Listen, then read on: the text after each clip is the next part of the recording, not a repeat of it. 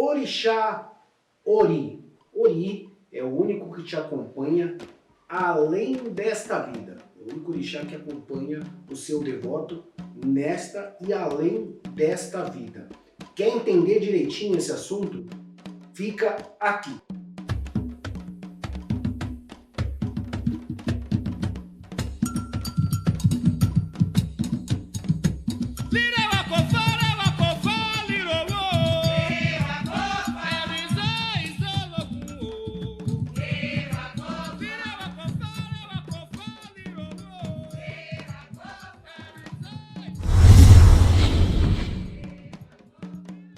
Muito bem-vindos ao canal Poderoso Ofô. Eu sou o Lotejisum de Logon Edé e neste canal nós falamos sobre cultura afro no Brasil e fora do Brasil também. Então já se inscreve no canal se não for inscrito, ativa o sininho para ser notificado sempre que tiver um vídeo novo e compartilhe com os irmãos, ajudando assim a divulgar o canal.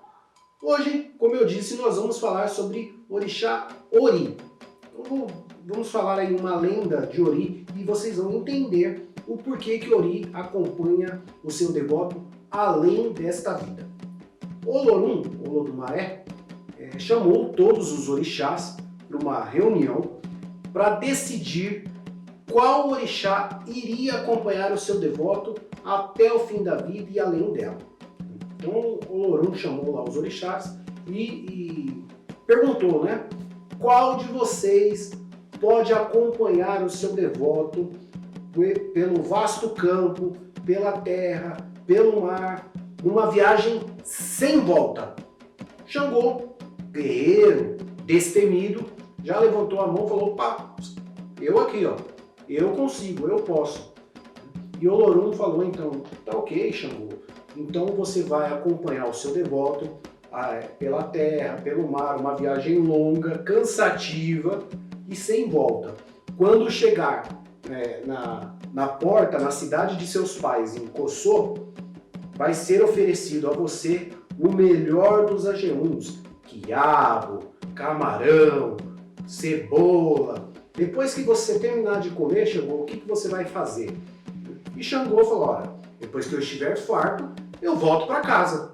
E aí Olorum diz que, infelizmente, Xangô não poderia então acompanhar o seu devoto por essa viagem perigosíssima. E perguntou novamente qual dos orixás ali presentes poderia acompanhar o seu devoto por uma viagem perigosíssima e sem volta.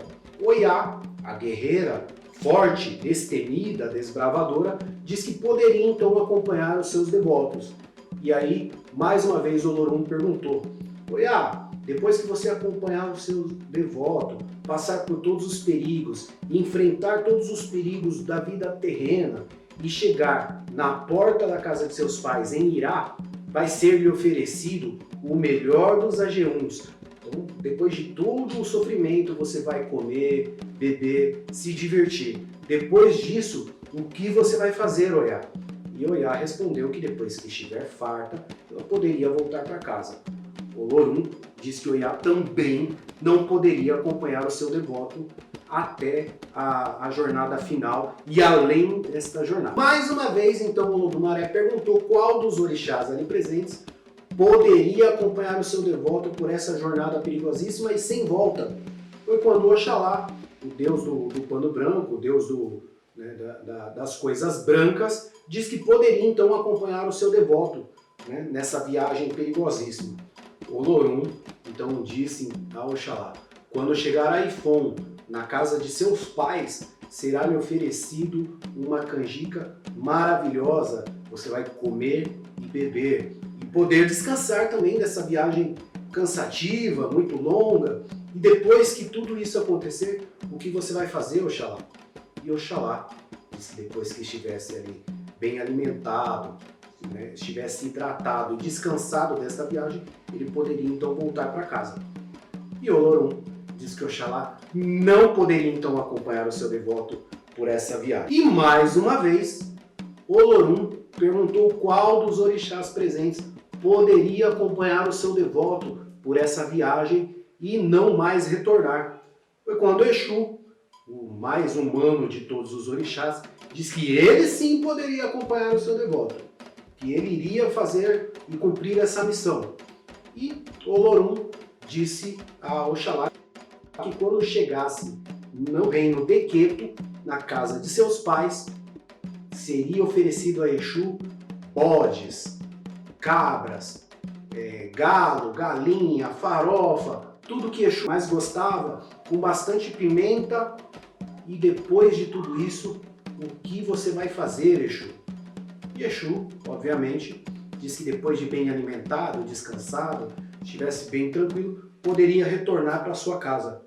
E Olorum disse que Exu também não poderia acompanhar o seu devoto nessa viagem perigosíssima. O próximo a se candidatar a essa viagem foi Ogum. Ogum, o deus do ferro, o guerreiro, bravo guerreiro, diz que ele sim, então, conseguiria acompanhar o seu devoto nessa viagem perigosíssima e sem retorno. Foi quando Olorum disse a Ogum que quando ele chegasse em Irê, na casa de seus pais, seria-lhe oferecido tudo de bom e do melhor. A comida que Ogum mais gostava, a bebida que Ogum mais gostava. Ele iria descansar finalmente daquela viagem perigosíssima, terrível. E depois de tudo isso, o que você vai fazer, Ogum? E Ogum, igualmente aos demais orixás, respondeu que depois de bem alimentado e descansado, ele então poderia retornar para casa.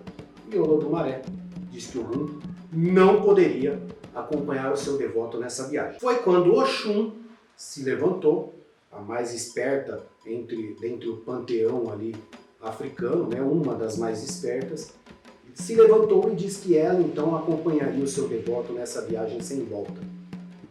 E Olorum, mais uma vez, disse que quando Exu chegasse em... Exu não. Oxum, então, uma das mais espertas dos orixás do panteão africano, diz que ela sim acompanharia o seu devoto nessa viagem, que ela conseguiria. E Olorum disse então a Oxum que quando ela chegasse em Ijimu, na porta da casa de seus pais, Oxum seria recebida com um lindo IPT, comidas, bebidas, champanhe, ouro, iria descansar.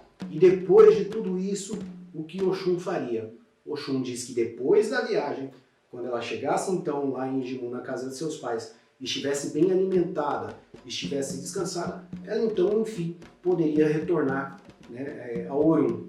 E Olorum disse que Oxum não poderia acompanhar o seu devoto nesta viagem. Passado vários orixás do panteão africano, Orumilá então se candidatou e diz que ele acompanharia o seu devoto nessa viagem.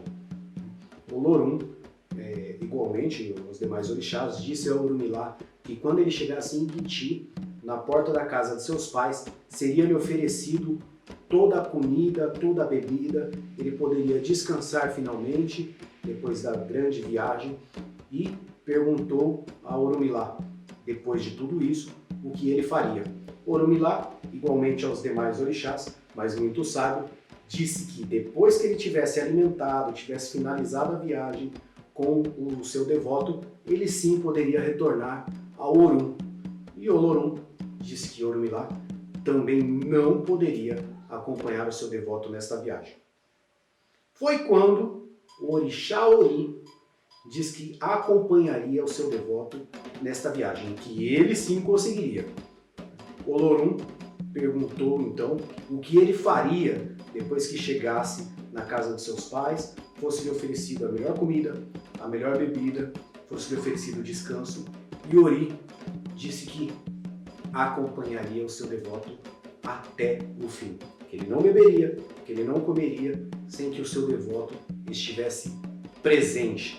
E mesmo depois de que ele comesse, ele estaria acompanhando o seu devoto. Então, Ori, a partir deste momento, foi incumbido de acompanhar todos os devotos até o fim da vida e além desta vida. Ori é a nossa cabeça, né? Ori está na nossa cabeça. Ori é o único orixá que nos acompanha além desta vida, porque não é possível separar a cabeça para enterrar os mortos. Nós enterramos aí os nossos mortos com a cabeça, obviamente. O Ori acompanha o corpo, acompanha o seu devoto além desta vida. O que não acontece com os outros orixás ou com as outras entidades, né? Porque depois que o devoto passa para outra vida, ele se desliga dessa vida, os objetos ritualísticos de todos os demais orixás são despachados, seja na água, no mato, na estrada, enfim. Cada cultura aí tem um local determinado. Porém, o objeto sagrado de Ori, que é a nossa cabeça, acompanha o devoto além desta vida. Por isso Ori é o único orixá que nos acompanha além desta vida.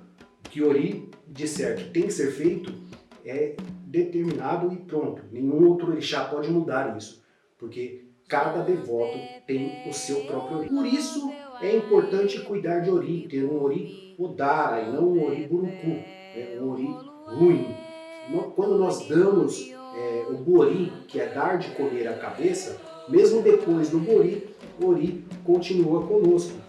Então essa lenda, esse Tan, ilustra muito bem o porquê que o Ori nos acompanha nesta vida, nesta jornada difícil e perigosa e além dela. Um forte abraço, um grande beijo e até mais!